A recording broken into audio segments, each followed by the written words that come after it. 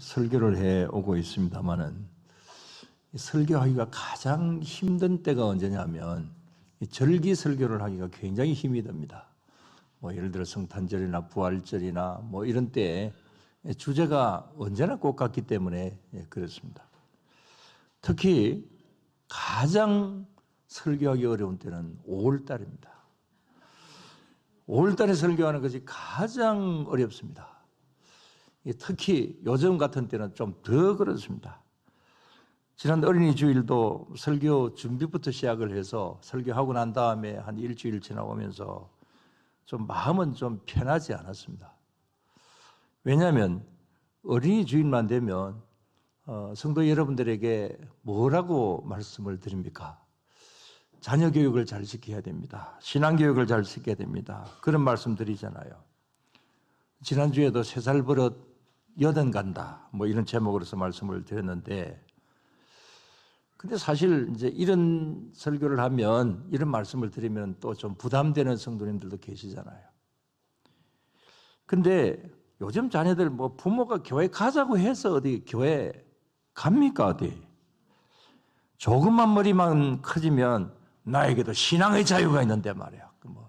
부모님 신앙을 강요한다고 반발합니다. 그렇지만 제가 눈치 없이 그런 설교를 올 첫 주일 되면 안 할 수가 없잖아요. 그래서 좀 괴롭습니다. 이해하시기를 바라고요. 그런데 설교하기 가장 더 어려운 것은 지난 주일보다도 오늘 주일이 더 어렵습니다. 왜냐하면 오늘이 무슨 주일? 어버이 주일이잖아요. 그런데 저는 저희 돌아가신 아버님에게나 지금 우리 어머니 모시고 있습니다마는 제가 잘하고 있다고 생각한 적은 한 번도 없거든요. 그래서 제가 잘하지 못하면서 부모님을 공경해야 된다, 이렇게 말씀을 전하기가 참 어려운 거예요. 다행히 우리 어머니 귀가 잘 안 들리셔서 지금 무슨 말 하는지 잘 못 들으실 거예요. 그래서 잘 들으시면 니나 잘해라 이렇게 말씀을 하시겠죠. 그래서 어버이 주일 되면은 참 말씀을 전한다라고 하는 게 쉽지 않습니다. 또 하나는 자녀들이 또 여기에 있는데 부모에게 잘해야 된다 이렇게 말을 하려니까 꼭 너희들이 잘못해서 내가 이런 이야기 하는 거다 이렇게 또 생각을 할까 싶어서 그것도 좀 부담이 돼요. 잘하고 있습니다. 특히 사위가 잘하고 있어요.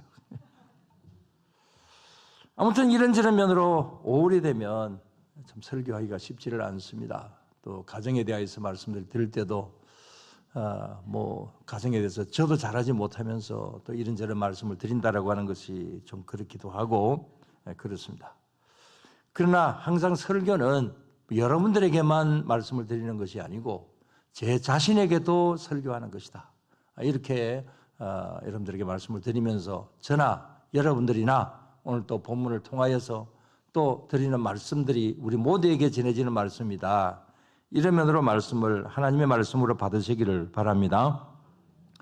오늘 본문을 통해서 먼저 말씀을 드릴 것은 사람의 가장 근본적인 출발이 어디서부터 시작이 되느냐라고 하는 데 있습니다. 그건 먼저 이 관계성부터 시작이 된다, 이렇게 볼 수가 있죠. 자, 사람이라고 하면은 누구든지 어머니 뱃속에서 잉태하는 그 순간부터 관계성을 가지게 됩니다. 가장 1차적인 관계는 부모와 자식 간의 관계로 시작이 되게 되죠. 그 다음에 또 결혼을 하게 되면 부부 간의 관계로 시작을 하게 됩니다. 그런 면에서 우리 여기 그림을 한번 보시기를 바랍니다. 자, 저기 옛날에 우리 아이를 업고 갈 때에 저렇게 업고 가죠. 사진을 보시면 쪽진 머리에 옛날 어머니, 그 다음에 등에 아기를 업고 가고 있습니다. 요즘은 아이를 이렇게 앞에 안고 이렇게 가잖아요. 근데 옛날에는 저렇게 이제 뒤에 등에 업고 가죠. 그래서 저걸 뭐라 그러면 경상도 말로 어부바 그렇게 이야기를 하죠. 꼭 옛날에 저희 어머니가 저를 저렇게 등에 이렇게 업고 가는 그런 모습이 그림이 있어서 옛날 저의 모습이고 어머니의 모습이다 이렇게 생각이 됩니다. 그리고 또 옆에는 제가 사진을 찍은 게 아닙니다. 저 그림에 보니까 저 그림이 있는데 꼭 보니까 우리 어머니가 다 보여요.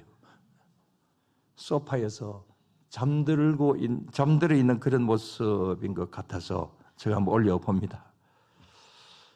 자, 그야말로 옛날에는 저렇게 뛰고 달리던 그러한 어머니. 그러나 나이가 들어서 저렇게 백발이 되게 되고 저런 모습들, 저게 하나의 인간의 모습이고 또 그 다음에 자녀들과 부모의 어떤 관계성의 모습이지 않겠습니까? 우리 어머니 90이 이제 넘으셨습니다마는 매일 소파에 앉으시면 졸고 있는 저 모습들. 그러나 가정에 누구를 만나든지 항상 첫 마디가 밥 먹나? 라고 하는 말로부터 시작을 하는 거. 그것은 나이가 많으니까 소외되지 않고자 하는, 또 나는 가족의 일원이다라고 하는 거.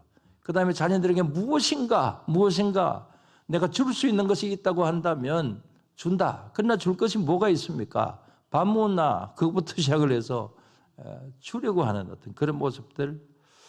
그게 어떻게 보면은 우리의 평생의 관계성이지 않겠습니까? 부모와 자식 간의 관계, 부부 간의 관계, 모든 관계성, 여기서 우리의 삶의 출발이 시작이 되게 된다. 이런 면으로 말씀을 드릴 수가 있습니다.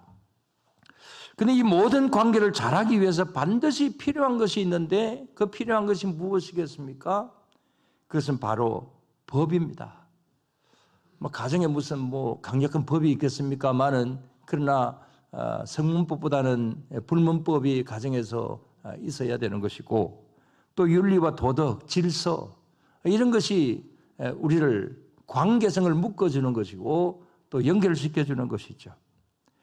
오늘 본문은 이것을 계명이라고 말씀을 하고 있습니다. 만약 이 계명, 이 어떤 질서, 도덕, 윤리, 이 법이 깨어지게 되면, 무너지게 되면 어떻게 되겠습니까? 거기서 심각한 문제가 생겨지게 되는 것이죠. 그래서 우리는 이 계명들을 잘 지켜가야 되는 것이죠. 그래서 잘 지켜서 문제를 잘 극복하고 아름다움을 유지하고 발전시켜 나갈 수 있는 그런 우리 모두가 다 되어야 될 줄로 믿습니다. 그런데 유대인들은 전통적으로 이 문제를 상당히 정말 어느 나라 사람보다도 어느 민족보다도 이런 것을 굉장히 중요하게 여기고 지켜나갑니다. 그러면 이 유대인들이 가장 중요하게 여기는 계명이 뭡니까? 가장 중요한 계명 뭐죠?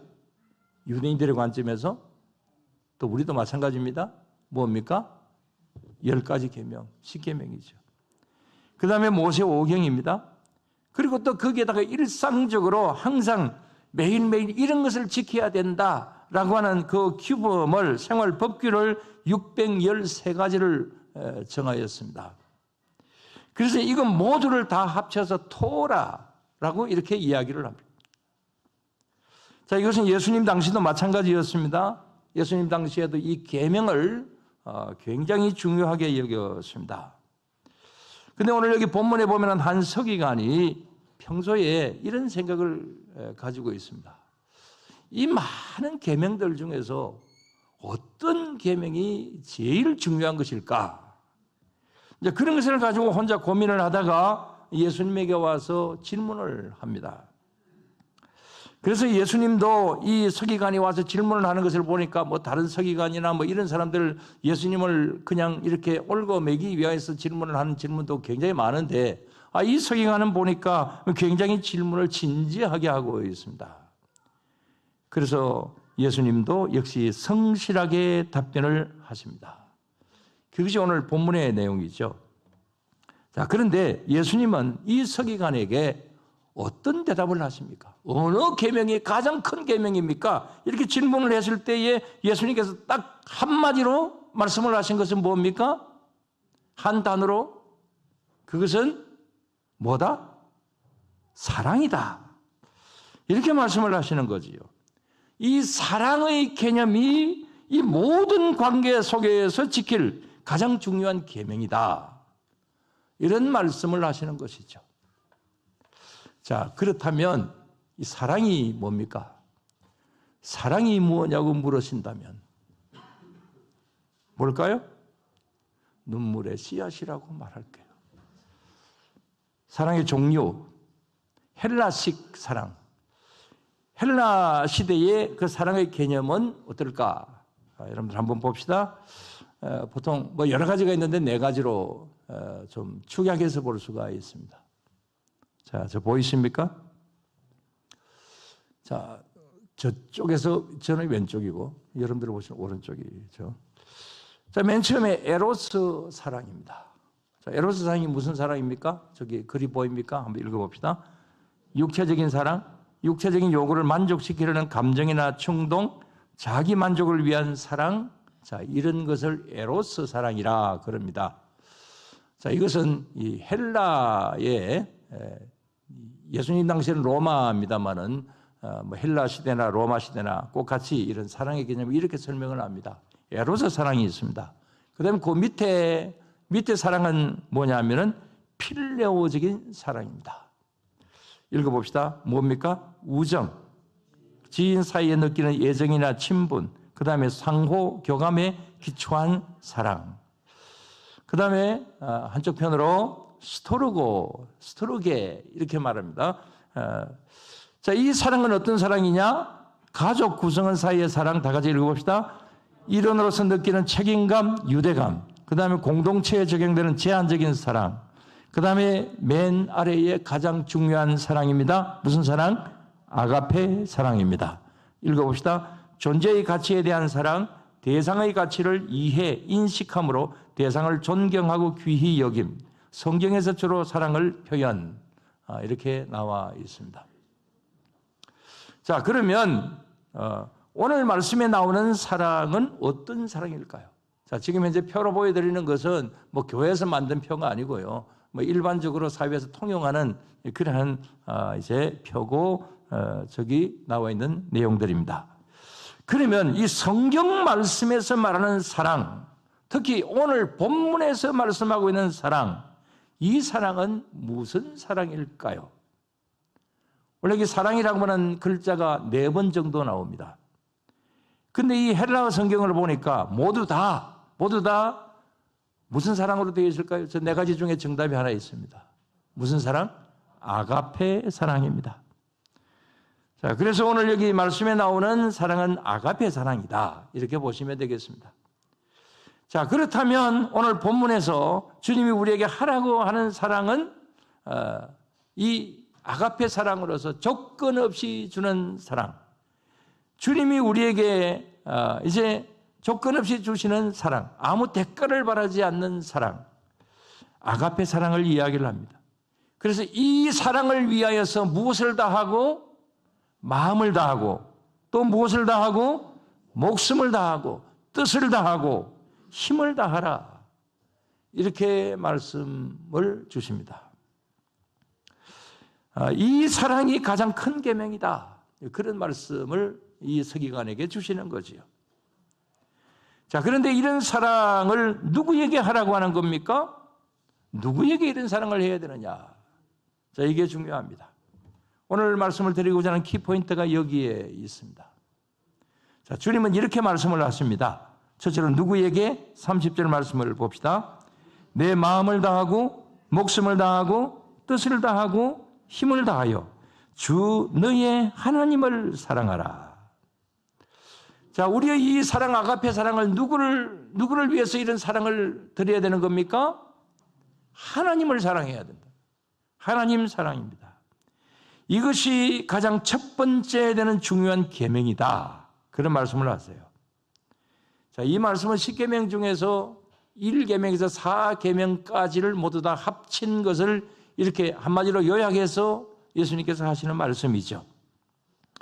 1계명에서 4계명까지 계명이 뭡니까? 10계명에서 하나님께 대한 인간의 도리죠.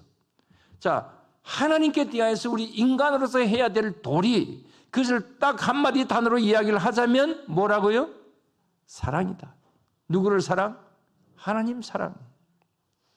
그게 아가페의 사랑인 것입니다. 근데 이 사랑의 대상인 하나님은 누구십니까? 우리는 그 하나님을 뭐라고 부릅니까? 아버지라고 부릅니다. 그래서 우리가 하나님을 하나님 아버지라 그러는 거지요. 오늘 이 시간에 저와 여러분들, 우리의 사명은 누구를 사랑해야 되는 겁니까? 하나님 아버지를 사랑해야 되는 것입니다. 사랑하게 되면 어떻게 되나요?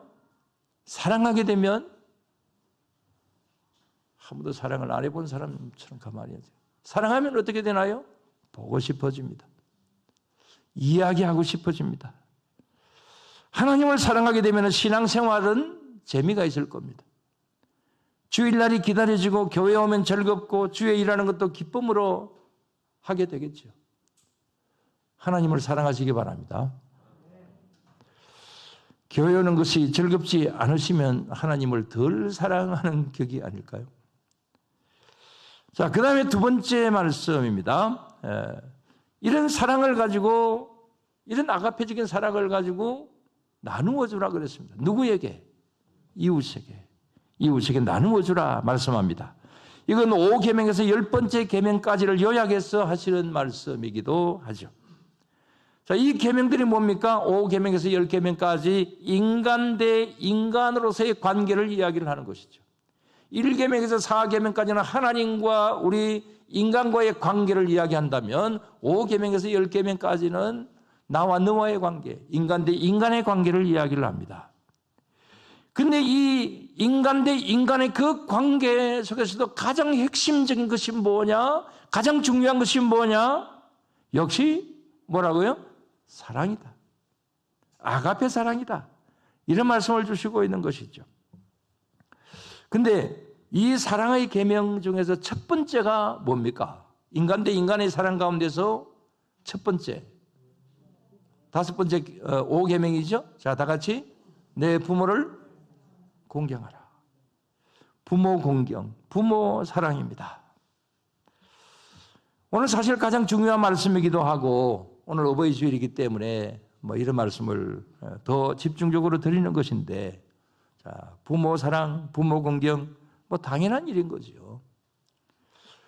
부모의 자식 사랑이나 자식의 부모 사랑이나 그게 무슨 조건이 있겠습니까? 그게 무슨 이유가 있겠습니까? 이게 천륜이고 이게 일륜인 것이죠.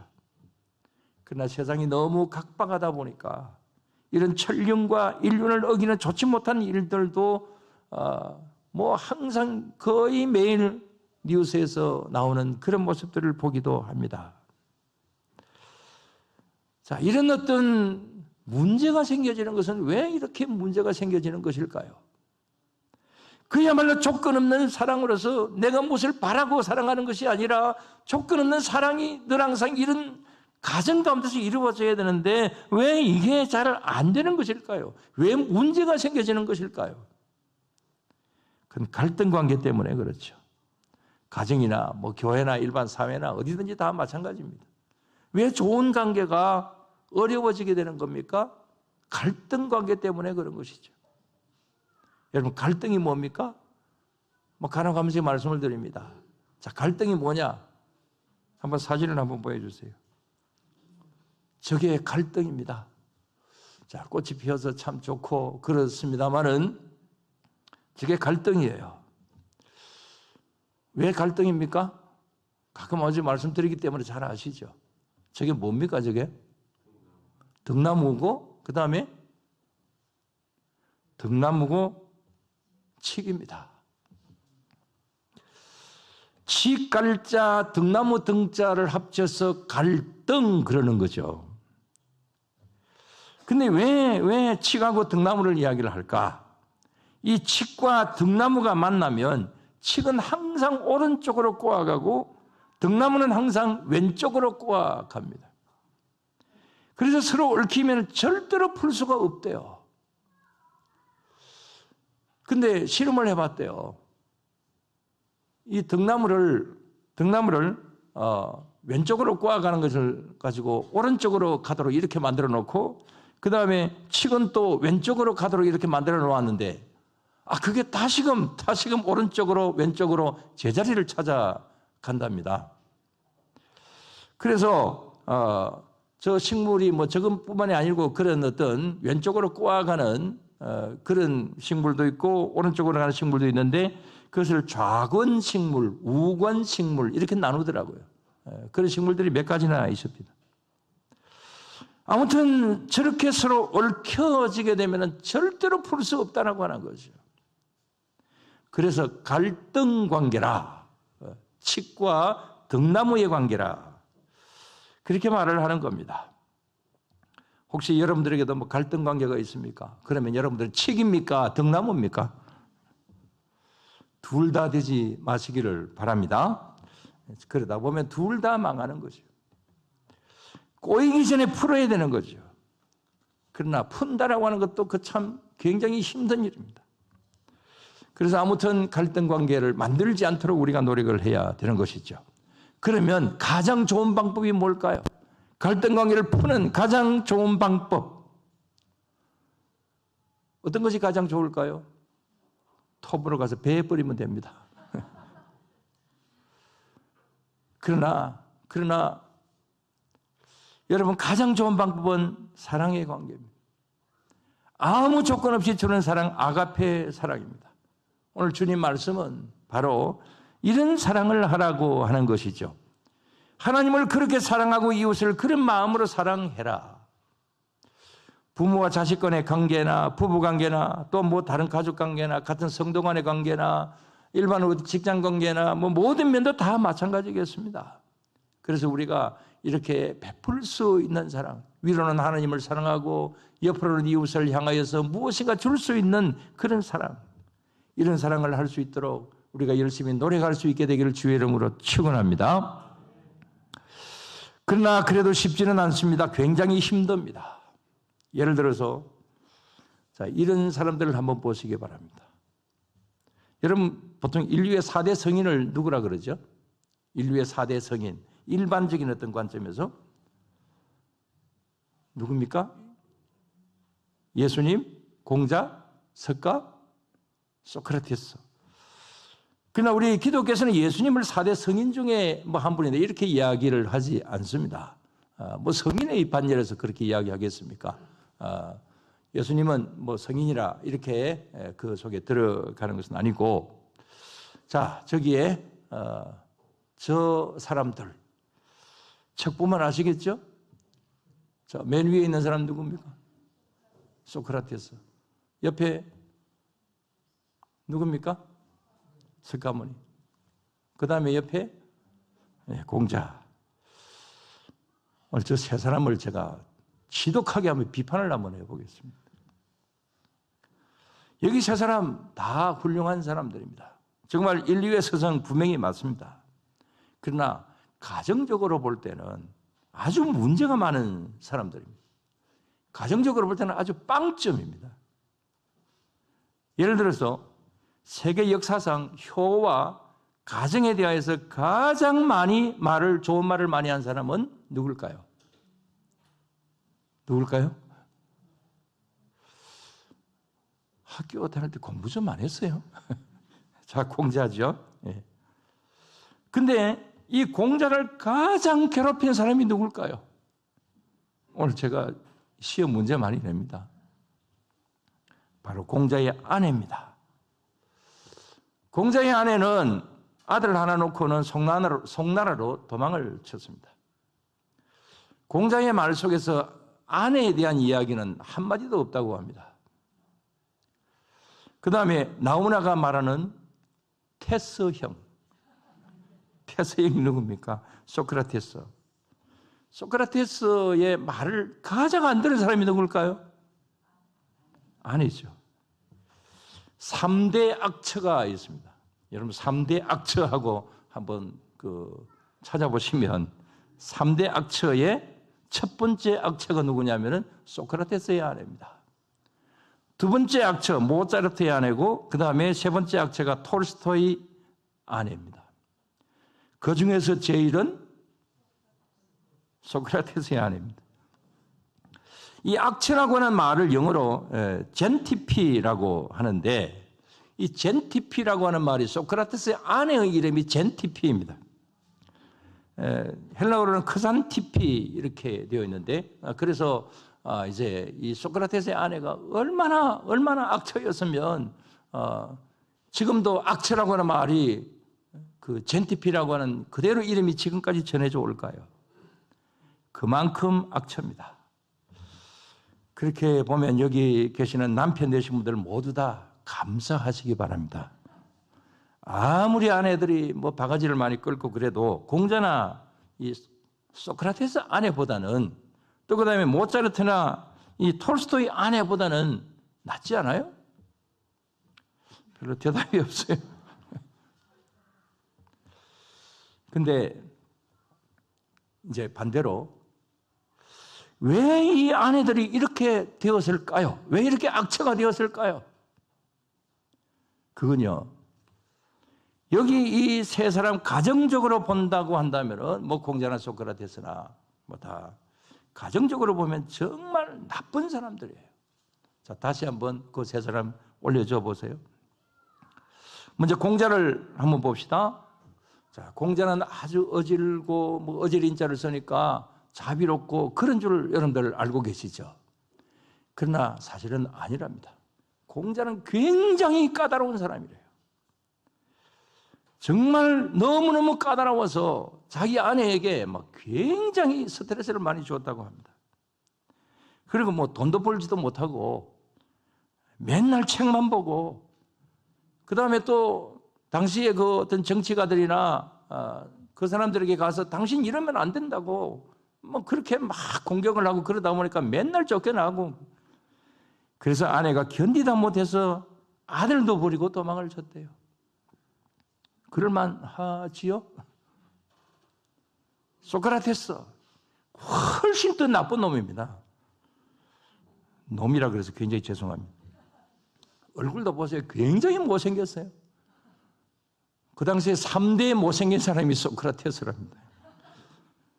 그 다음에 동성애자였습니다. 이건 뭐 공공연한 사실입니다.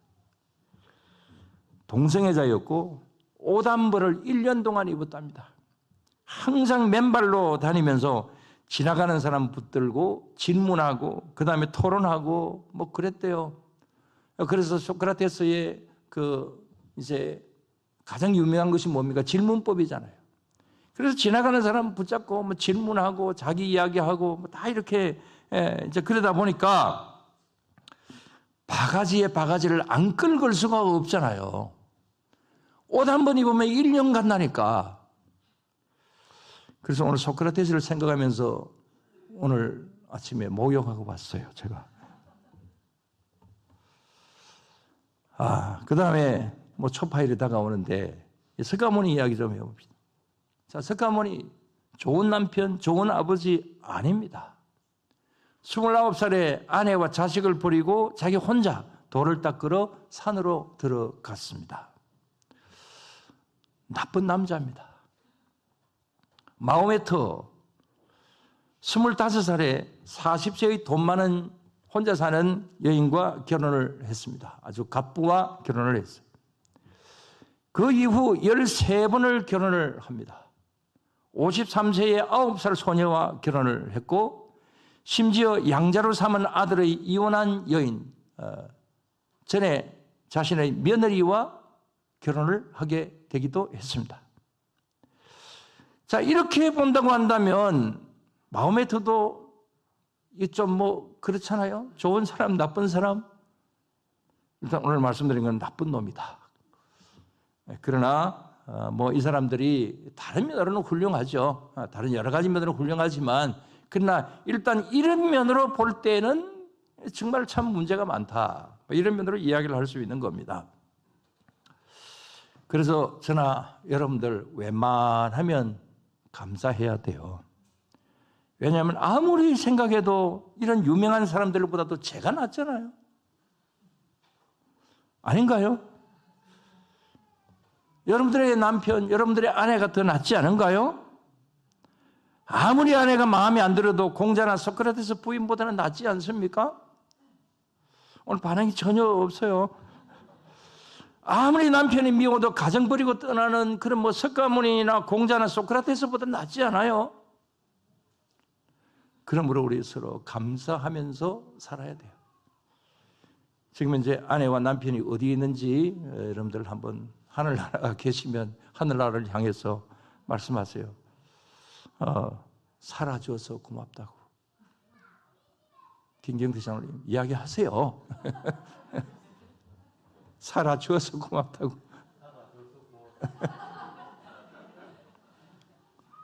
권사님은 뭐 하세요? 이하 동문입니까? 김 권사님 지금 안 계시지만 빨리 이야기하세요. 들리도록, 저 멀리 들리도록. 어머니 학교 보내야 되겠어요. 자, 이렇게 우리는 다시 한번 우리가 생각을 해보면서 이런 면으로 조금이라도 우리가 만들어가기 위하여서 노력을 하는 그런 우리 모두가 항상 되어야 될 줄로 믿습니다. 마지막으로 이 그림 하나 보여드리고 마치겠습니다.